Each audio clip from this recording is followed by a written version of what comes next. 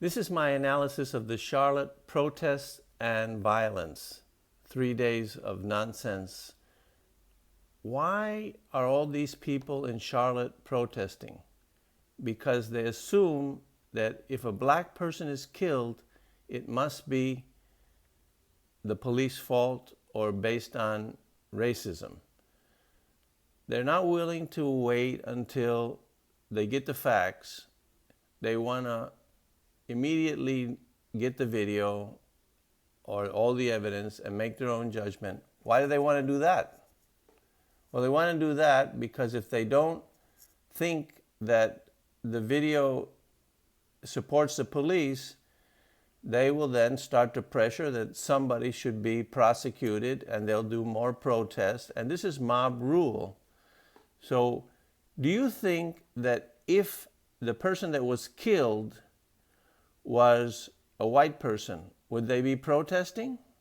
Mostly black people protesting? No, they would not. Why not? That's an interesting question. Because they only care about black people. Why? Because they are racist. They evaluate people based on their race. And so, if a black person is killed, they think it must be an injustice and he must have been killed because of discrimination by the police. If a white person is killed, they could care less. It's not one of their group. They're only concerned with people in their group. What's their group? It's a racial group. It's not U.S. citizen. It's a racial group. So this is the irony, that the people that are protesting about racism in the justice system are in fact themselves racist. How do we know that? Well, because of what I just said, but there's proofs and evidence of this fact. For example, in all the major cities where the majority is black, they elect only black mayors. But when the majority is white, sometimes they elect white mayors or black mayors. In the presidency of the United States, we elected a black president. That means that the white people were willing to vote for a black person. But the black people voted for Obama 90-some%. Why? Because they based their vote on the race of the person. Why? Because they're racist, because they evaluate other people based on their race. They don't evaluate people based on the facts or the merits of the case. They evaluate them based on their race. And so it's basically their group, the African Americans, versus other groups. And they're in favor on the side of the African American.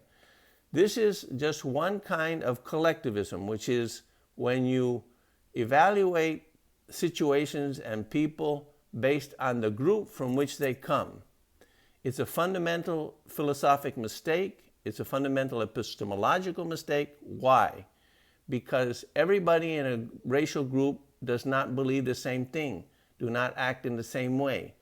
People, as Martin Luther King said, should be evaluated based on their actions, on their character, not the color of their skin. So, the irony here, as I said before, is that these people that are complaining about racism are in fact themselves racist. Now, there are other ironies here, which is that these people, the black people, complain about something, which is, I can understand why they complain.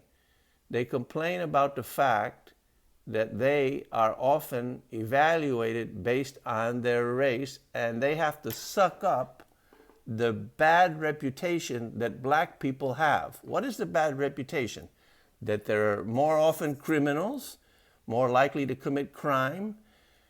And so people that use collectivism and racism often judge them based on their race. And they think that's unfair because they're not being judged based on their actions. They're being judged based on their race. A good example of this is Jesse Jackson. So he was walking in a dark street and somebody's following him, and he said that if the person was black, he would be more scared than if they were white. Why? Because he's aware of this generalization, the fact that blacks commit more crimes than whites.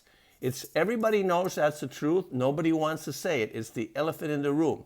It's not that the judicial system is racist. It's that the black people, in fact, commit more crimes. So they are prosecuted more often.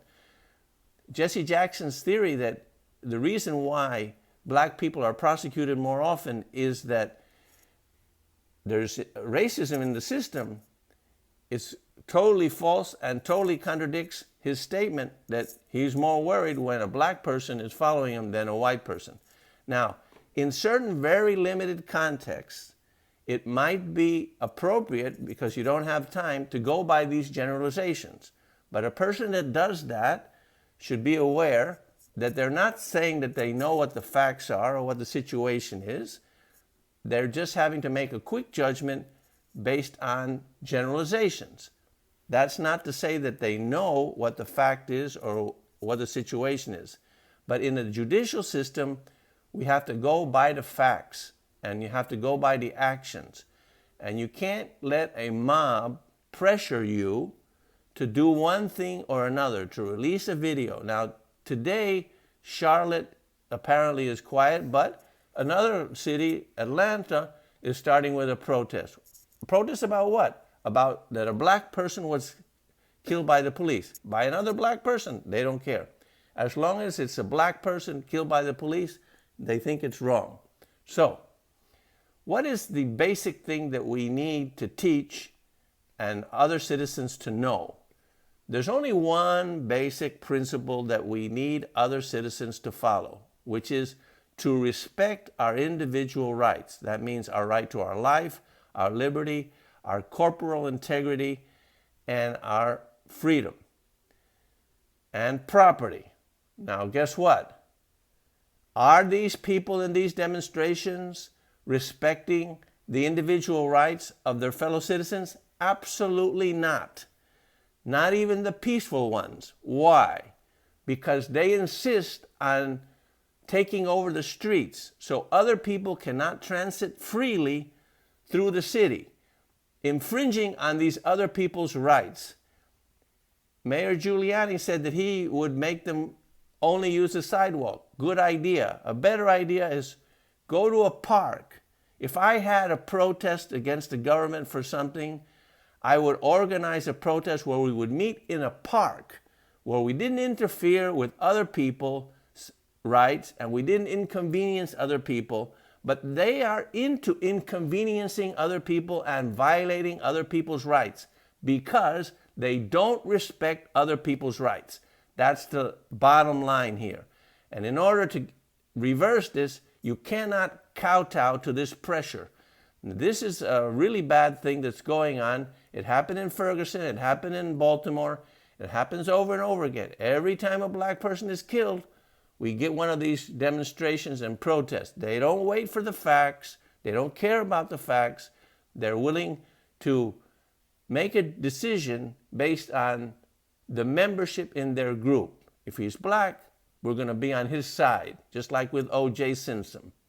Now, I think we need to finish all this and have some mayors or people in law enforcement to have some spine and not give in to this pressure and not let them take over the streets and require them to respect the individual rights of other people. Of course, a lot of them are much worse.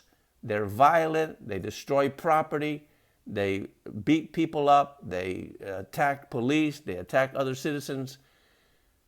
This is just a basic disrespect for other people's rights. And that's the real problem we have in this country. People that will not respect other people's individual rights. Thanks for watching.